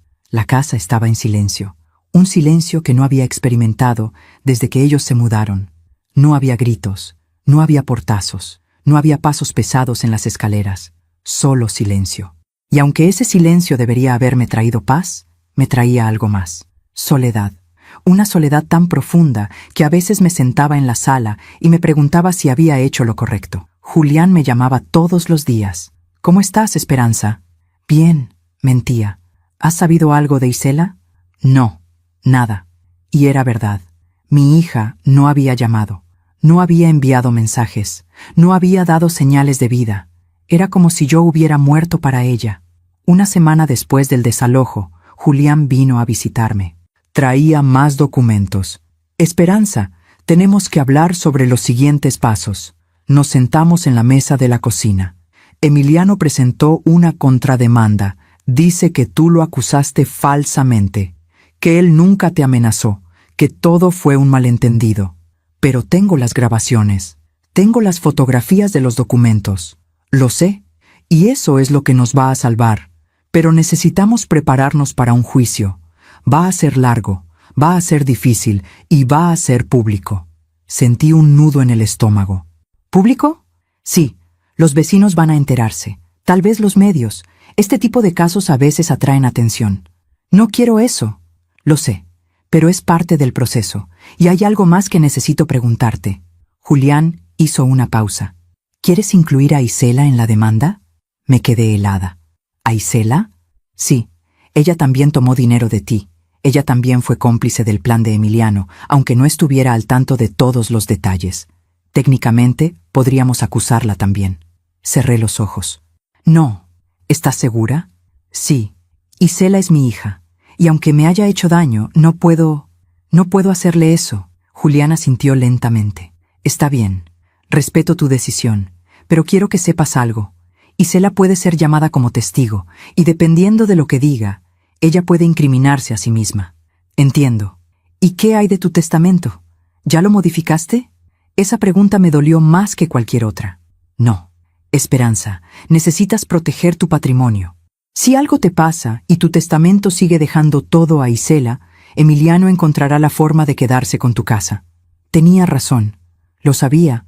Está bien, voy a modificarlo. Bien. Te voy a dar el contacto de un notario de confianza, alguien que puede ayudarte a redactar un testamento que proteja tus intereses. Esa tarde, después de que Julián se fue, me quedé sentada en la cocina durante horas, mirando las paredes que alguna vez fueron testigos de risas familiares, mirando la mesa donde comimos juntos, mirando el jardín donde mis nietos jugaron, y tomé una decisión que me dolió hasta los huesos, pero que sabía que era necesaria. Al día siguiente, fui a la notaría. El notario que Julián me recomendó era un hombre serio pero amable. Se llamaba licenciado Carranza. Señora Esperanza, entiendo que quiere modificar su testamento. Sí. ¿Puede decirme qué cambios desea hacer? Respiré profundo. Quiero desheredar a mi hija. El notario me miró con una mezcla de sorpresa y compasión. ¿Está segura? Desheredar a un hijo es una decisión muy seria. Lo sé, pero mi hija fue cómplice de un plan para despojarme de mi patrimonio, y aunque no la estoy demandando, no puedo permitir que herede algo que será usado en mi contra. Entiendo. ¿Y a quién desea dejar como heredera? Me quedé en silencio por un momento. A mis nietos, Sebastián y Valeria, pero con una condición: el dinero quedará en un fideicomiso hasta que cumplan 25 años, y mientras tanto será administrado por alguien de confianza. ¿Quién? El comandante Julián Ortega. El notario tomó notas. Está bien, eso es completamente válido. ¿Y su casa? Mi casa también. Quedará en fideicomiso para mis nietos. Nadie podrá venderla hasta que ellos cumplan la edad y decidan qué hacer con ella. Mientras tanto, si yo fallezco, la casa quedará cerrada o rentada, pero el dinero de la renta irá al fideicomiso. Perfecto. ¿Algo más? Sí. Quiero dejar una carta explicando por qué tomé esta decisión, para que mis nietos, cuando crezcan, entiendan que no fue por odio, fue por protección. El notario asintió. Podemos hacer eso. Pasé las siguientes 2 horas redactando mi nuevo testamento, y cuando terminé de firmarlo, sentí un peso enorme saliendo de mis hombros. No era venganza, era protección, pero también era una despedida, porque sabía que Isela, cuando se enterara, nunca me perdonaría. Esa noche, escribí la carta para mis nietos. La escribí con lágrimas cayendo sobre el papel. Queridos Sebastián y Valeria, si están leyendo esto, es porque ya no estoy con ustedes, y probablemente su mamá les ha dicho cosas terribles sobre mí. Probablemente les ha dicho que yo los abandoné, que yo elegí mi dinero sobre mi familia, pero quiero que sepan la verdad. Yo los amé desde el primer día, los amé con cada fibra de mi ser, y cuando tuve que tomar la decisión de alejar a su papá de mi vida, fue la decisión más difícil que he tomado, pero era necesaria, porque su papá estaba tratando de robarme, de quitarme mi casa, de hacerme pasar por loca para poder quedarse con todo lo que su abuelo Rodrigo y yo construimos durante 40 años. Y yo no podía permitirlo, no porque fuera egoísta, sino porque esa casa, ese patrimonio, es su futuro. Es lo que yo quiero dejarles a ustedes. Su mamá cometió el error de elegir a un hombre que no la merecía, un hombre que la usó, que nos usó a todos, y aunque eso me parte el corazón, no puedo cambiar el pasado, solo puedo proteger su futuro. Por eso, esta casa es de ustedes, este dinero es de ustedes, y espero que cuando sean mayores, entiendan que cada decisión que tomé fue pensando en ustedes. Los amo. Siempre los he amado, siempre los amaré. Su abuela, Esperanza. Guardé la carta en un sobresellado. Se la di al notario para que la anexara al testamento. Y cuando salí de esa oficina, sentí algo extraño. No era felicidad, no era tristeza, era paz. Una paz dolorosa, pero paz al fin. Los siguientes días fueron de reconstrucción. Empecé a limpiar la casa, a deshacerme de todo lo que Emiliano había traído, de todos los muebles feos que había puesto en mi sala, de todas las cosas que no eran mías. Poco a poco, mi casa volvió a ser mi casa. Volví a poner mis plantas en el jardín. Compré nuevas bugambilias y las planté en el mismo lugar donde Emiliano había arrancado las otras. Volví a cocinar para mí, comidas sencillas, sopas, guisados, arroz con leche. Volví a salir al parque, a caminar, a saludar a mis vecinas. La señora Remedios, mi vecina de al lado, me detuvo un día. Esperanza, me enteré de lo que pasó. Cuánto lo siento. Gracias, doña Remedios. ¿Estás bien? Sí, estoy bien. Si necesitas algo, aquí estoy. Y me abrazó. Ese abrazo me recordó que no estaba completamente sola, que todavía había gente buena en el mundo. Un mes después del desalojo, recibí una llamada inesperada. Era Isela. Mi corazón se aceleró cuando vi su nombre en la pantalla. ¿Hola? Mamá. Su voz sonaba fría, distante. Isela, ¿cómo estás? ¿Cómo están los niños? Los niños están bien, no gracias a ti. Sentí una punzada en el pecho. Isela, yo... No quiero escuchar tus excusas, mamá. Solo te llamo para avisarte algo. Emiliano y yo nos vamos a ir de la ciudad.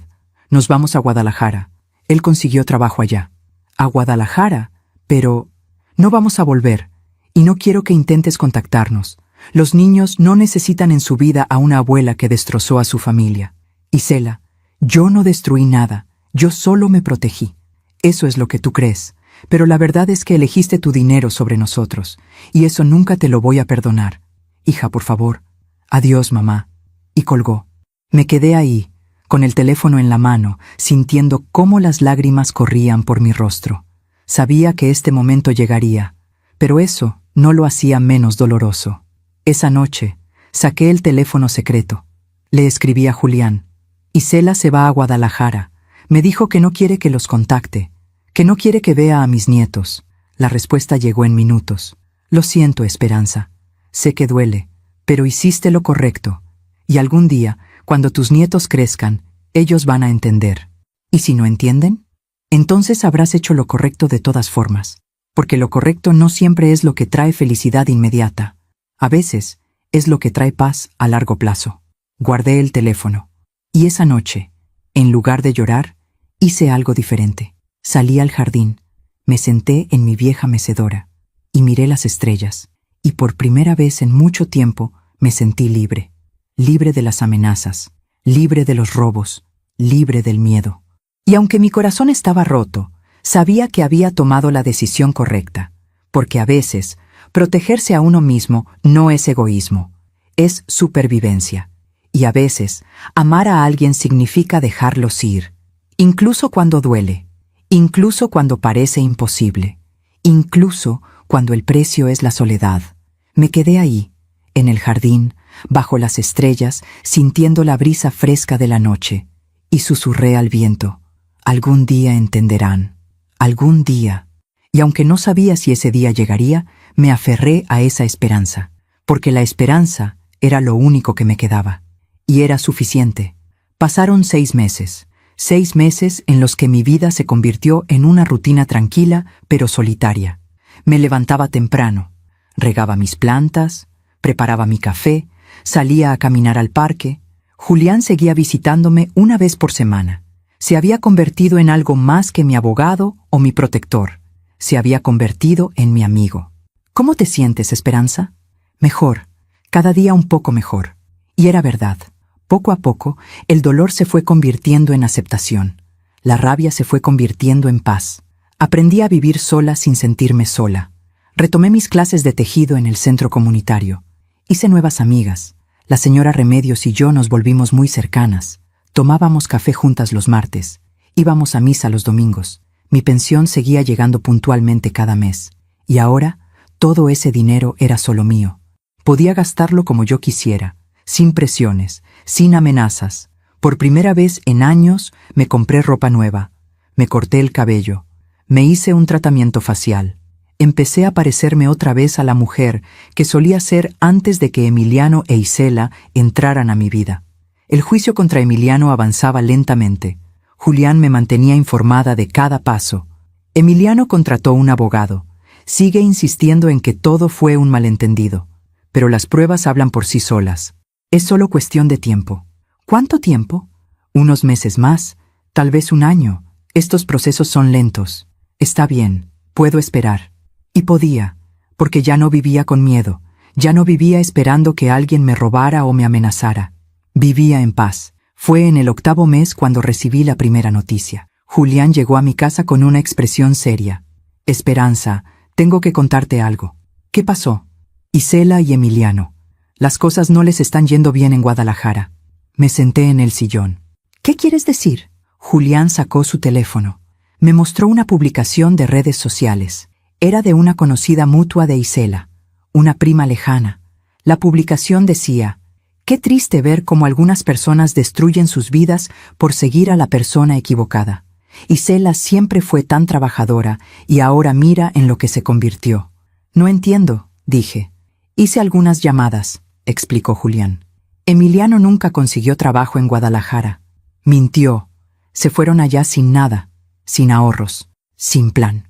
¿Y qué pasó? Están viviendo en un cuarto rentado en una zona muy humilde. Isela tuvo que conseguir trabajo limpiando casas. Emiliano sigue sin trabajar. Y al parecer, su relación está destruida. Pelean constantemente. Los vecinos se quejan del ruido. Sentí un nudo en el estómago. No era satisfacción lo que sentía. Era tristeza. porque aunque Isela me había hecho tanto daño, seguía siendo mi hija. ¿Y los niños?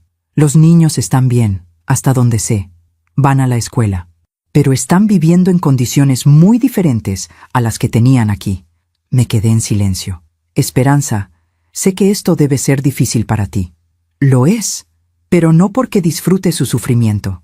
Es difícil porque me duele verlos así, aunque me hayan lastimado. Julián asintió. Eso habla bien de ti. 2 meses después llegó la segunda noticia. Esta vez fue la señora Remedios quien me la dio. Esperanza, ¿te enteraste? ¿De qué? De Emiliano. Lo arrestaron en Guadalajara. El corazón se me aceleró. ¿Lo arrestaron? ¿Por qué? Por intentar vender joyas robadas. Al parecer, le robó a la señora para la que Isela trabajaba limpiando. Entró a la casa cuando no había nadie y se llevó un joyero completo. Pero la señora tenía cámaras de seguridad. Me llevé la mano a la boca. Dios mío. Sí, y cuando la policía fue a buscarlo, encontraron más joyas en su cuarto. Joyas que no podía explicar de dónde había sacado. Mis joyas, las que me robó hace meses. Llamé a Julián de inmediato. Julián, ¿ya te enteraste de lo de Emiliano? Sí, me acaban de informar. La policía de Guadalajara encontró varias piezas que coinciden con la descripción de las joyas que reportaste robadas. Mis aretes, mi anillo de bodas y otras cosas que ni siquiera sabía que me faltaban. ¿Qué va a pasar ahora? Van a procesarlo en Guadalajara por el robo reciente. Pero una vez que termine ese proceso, será extraditado aquí para enfrentar los cargos que ya tenemos contra él. Esperanza, este hombre va a ir a la cárcel, no hay duda. Colgué el teléfono. Y no sentí alegría, no sentí venganza, solo sentí cansancio. Cansancio de todo este dolor, de toda esta destrucción. 3 semanas después, recibí una llamada. Era un número desconocido. ¿Hola? ¿Mamá? Era Isela. Su voz sonaba rota, destruida. Isela. Mamá, necesito hablar contigo. Está bien, habla. Escuché sollozos del otro lado de la línea. Arrestaron a Emiliano. Está en la cárcel. ¿Y yo? Yo no tengo dinero para un abogado. No tengo dinero para nada. Apenas tengo para comer. Isela, sé que no tengo derecho a pedirte nada. Sé que te hice daño. Sé que fui una mala hija. Pero por favor, mamá, por favor, necesito ayuda. Los niños necesitan ayuda. Cada palabra era una daga en mi corazón. Isela, ¿tú sabías lo que Emiliano estaba planeando? Silencio. Contéstame con la verdad. Más sollozos. No todo. No sabía que te había golpeado. No sabía que quería declararte incapaz. Pero sabía que te estaba quitando dinero. Sabía que había vendido tus joyas. Y no hice nada para detenerlo. ¿Por qué no? Porque tenía miedo. Tenía miedo de quedarme sola. Tenía miedo de que si lo dejaba, no iba a poder mantener a mis hijos sola. Y pensé que si tú nos dabas dinero, todos estaríamos bien. Pero no estaban bien, Isela. Estaban destruyéndome. Lo sé, mamá. Y lo siento. De verdad lo siento. Cerré los ojos. Isela, no voy a ayudarte con un abogado para Emiliano. Mamá, por favor. No, ese hombre me robó, me amenazó, me golpeó y planeó quitarme todo. No voy a mover un dedo para ayudarlo. Está bien, lo entiendo. Pero, ¿y los niños? ¿Y yo? Mamá, no tengo trabajo estable. Apenas me alcanza para pagar la renta. Sebastián necesita lentes y no puedo pagarlos. Valeria está comiendo solo frijoles y arroz. Sentí que el corazón se me partía en 2. ¿Qué quieres que haga, Isela? No lo sé. Solo necesito ayuda. Cualquier ayuda. Respiré profundo. Te voy a hacer una transferencia. 3,000 pesos. Pero con una condición. ¿Cuál? Que uses ese dinero solo en los niños. En comida, en útiles escolares, en lo que ellos necesiten. No en abogados para Emiliano. No en rentas caras. Solo en los niños. Sí, mamá, sí. Lo prometo. Y otra cosa, Isela. Esto no significa que estemos bien. No significa que olvidé lo que pasó. Pero no voy a dejar que mis nietos sufran por los errores de sus padres. Gracias, mamá. Gracias. ¿Isela? ¿Sí? ¿Todavía amas a Emiliano? Hubo un largo silencio. No lo sé. Tal vez lo amaba. O tal vez solo tenía miedo de estar sola. Pero ahora que veo en lo que se convirtió nuestra vida, creo que nunca lo conocí realmente. Él te usó, Isela. Nos usó a las 2. Lo sé. Colgamos. Esa tarde hice la transferencia. 3,000 pesos. No por Isela, por Sebastián y Valeria. Julián vino a visitarme al día siguiente. Escuché que hablaste con Isela. ¿Cómo te enteraste? Porque te conozco, Esperanza, y porque imaginé que te iba a buscar. Le di dinero, solo para los niños. Julián asintió. Hiciste bien, pero ten cuidado, no dejes que vuelva a manipularte. No lo hará. Ya aprendí. 3 meses después llegó la noticia final. Emiliano fue sentenciado a 5 años de prisión en Guadalajara por robo. Y después de cumplir esa sentencia, sería transferido a la Ciudad de México para enfrentar los cargos de violencia patrimonial, amenazas y fraude. En total, enfrentaba hasta 10 años de cárcel. Julián me lo confirmó con una llamada. Se acabó, Esperanza. Ganamos. Pero yo no sentí que había ganado nada. Solo sentí que finalmente podía cerrar ese capítulo. Isela me llamó una última vez ese año. Mamá, me voy a divorciar de Emiliano. Me parece bien, hija. Y quería preguntarte algo. Dime, ¿crees que algún día puedas perdonarme? Me quedé en silencio. No lo sé, Isela. Tal vez algún día. Pero hoy todavía duele demasiado. Lo entiendo. Pero quiero que sepas algo. Aunque no pueda perdonarte ahora, nunca voy a dejar de preocuparme por ti. Y nunca voy a dejar de amar a mis nietos. Gracias, mamá. Cuídate, Isela. Y cuida a mis nietos. Lo haré. Y colgamos. Esa noche salí al jardín. Mis bugambilias habían crecido hermosas, más hermosas que antes. Me senté en mi mecedora y miré las estrellas y pensé en todo lo que había pasado, en todo lo que había perdido y en todo lo que había ganado. Porque sí, había perdido a mi hija, había perdido la relación con mis nietos, había perdido la ilusión de una familia unida, pero había ganado algo más valioso, mi dignidad, mi casa, mi paz y la certeza de que había hecho lo correcto. Emiliano estaba en la cárcel, no porque yo lo hubiera vengado, sino porque sus propias acciones lo llevaron ahí.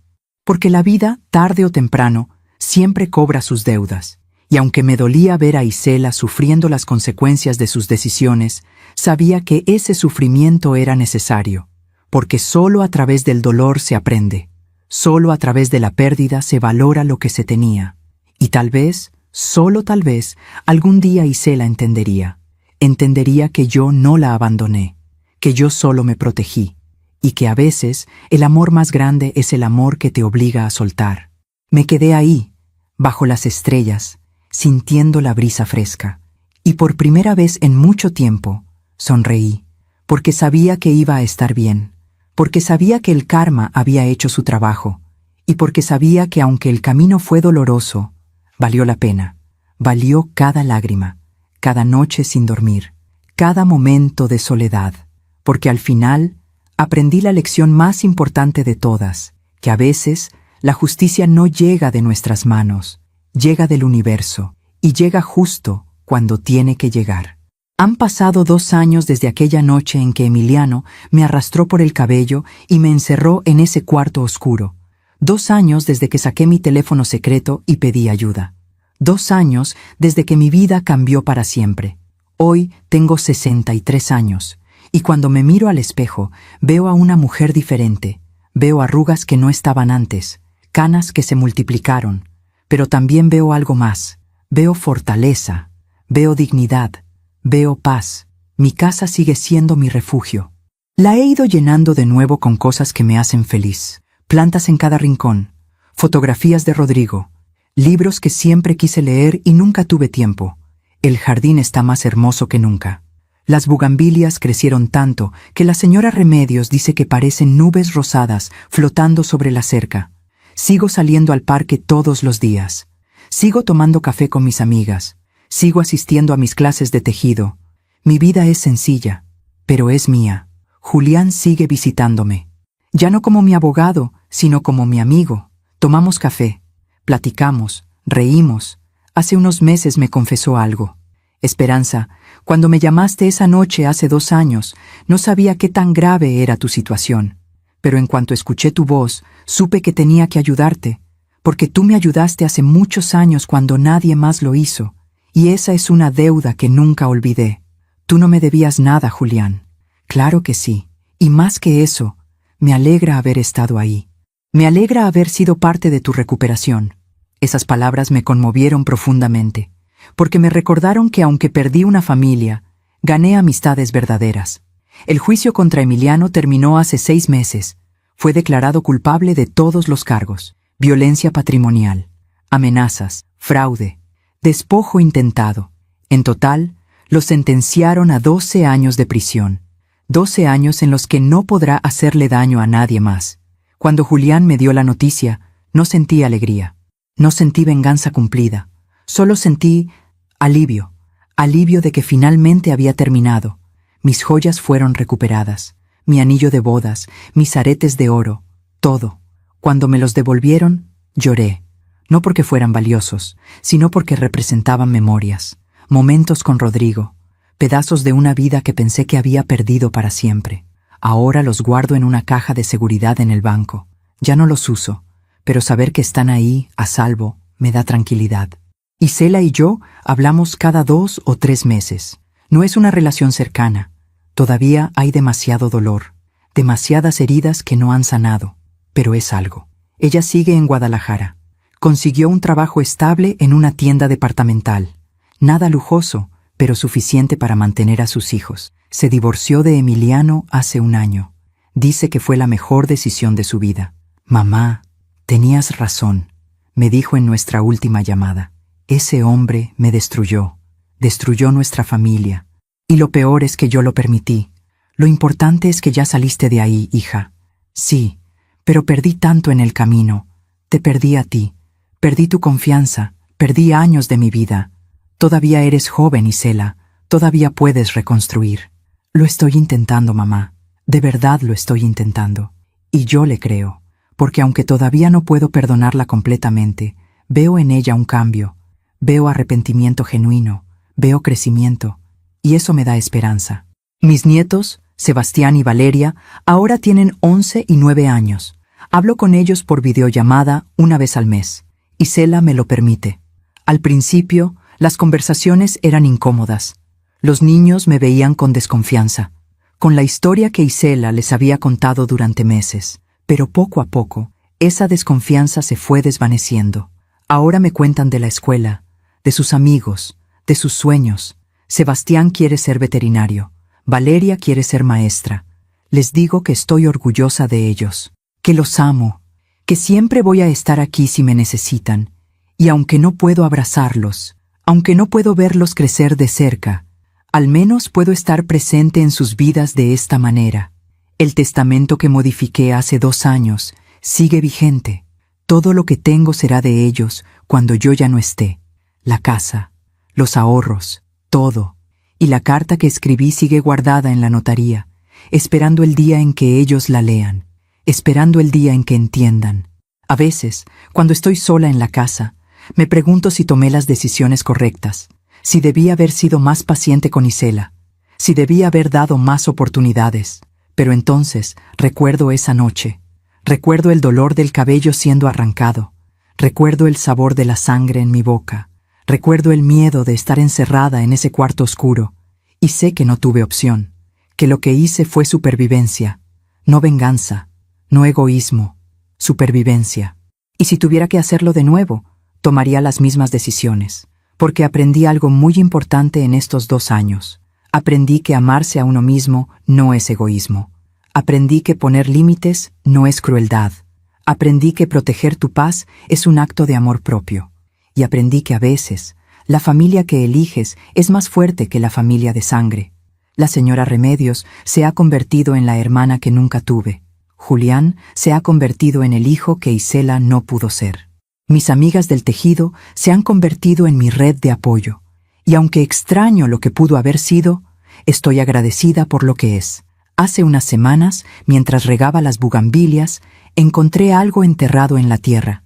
Una pequeña cajita de metal oxidada. La abrí con cuidado. Dentro había una fotografía vieja, una fotografía de Isela cuando tenía 5 años. Estaba en el jardín, sonriendo, con las manos llenas de tierra, plantando flores conmigo. Me quedé mirando esa fotografía durante mucho tiempo y lloré. Lloré por la niña que fue. Lloré por la mujer en la que se convirtió. Lloré por todo lo que se perdió en el camino, pero también sonreí, porque esa niña de la fotografía todavía existe en algún lugar, y tal vez, solo tal vez, algún día volverá. Guardé la fotografía en mi habitación, en un marco pequeño sobre mi buró, para recordarme que aunque las personas cambian, el amor no desaparece, solo se transforma. Anoche tuve un sueño. Soñé con Rodrigo. Estábamos en el jardín. Él estaba plantando bugambilias. Yo estaba preparando café de olla, y me dijo algo que me quedó grabado al despertar. Hiciste bien, amor. Estoy orgulloso de ti. No sé si fue realmente un sueño, o solo mi subconsciente dándome el permiso que necesitaba, pero me dio paz. Hoy, mientras escribo esta historia en mi mente, mientras la repaso para contarla, sé exactamente por qué necesito compartirla. No para buscar compasión, no para buscar venganza, sino para que otra mujer, en algún lugar, sepa que no está sola, que si está viviendo lo que yo viví, hay salida, que si está siendo abusada, manipulada, despojada, hay esperanza, que no tiene que aguantar, que no tiene que quedarse callada, que tiene derecho a protegerse, que tiene derecho a vivir en paz, y que el amor a la familia no significa permitir el abuso. Si mi historia puede ayudar a una sola mujer a abrir los ojos, a tomar su teléfono, a pedir ayuda, entonces todo lo que viví habrá valido la pena, porque el silencio protege al abusador, pero la verdad libera a la víctima. Y yo ya no soy una víctima, soy una sobreviviente. Tengo 63 años, vivo sola en mi casa, mis bugambilias florecen cada primavera, y aunque mi vida no es perfecta, es mía, y eso es suficiente. Esta mañana, mientras tomaba mi café en el jardín, vi una mariposa posarse sobre las bugambilias. Era amarilla, brillante, hermosa, y pensé en algo que mi madre solía decirme cuando era niña. Las mariposas son las almas de nuestros seres queridos que vienen a visitarnos. No sé si creo en eso, pero me gusta pensarlo. Me gusta pensar que Rodrigo vino a verme. Me gusta pensar que está orgulloso. Me gusta pensar que todo estará bien. Y sabes algo, querida amiga, que me escuchas desde donde estés. Todo estará bien. Tal vez no hoy, tal vez no mañana, pero algún día, porque la vida siempre encuentra la forma de equilibrarse. El karma siempre cobra sus deudas, y la justicia, aunque tarde, siempre llega. Solo tienes que ser lo suficientemente fuerte para aguantar hasta que llegue. Solo tienes que ser lo suficientemente valiente para pedir ayuda. Y solo tienes que recordar una cosa, que tu vida te pertenece, y nadie, absolutamente nadie, tiene derecho a quitártela. Gracias por escucharme hasta el final. Si esta historia tocó tu corazón, suscríbete y activa la campanita para escuchar más historias de mujeres que transformaron su dolor en sabiduría. Cada día, una mujer, una lección de vida. Comparte esta historia con alguien que amas. A veces, una historia así puede cambiar todo un día. Que Dios te bendiga y hasta la próxima.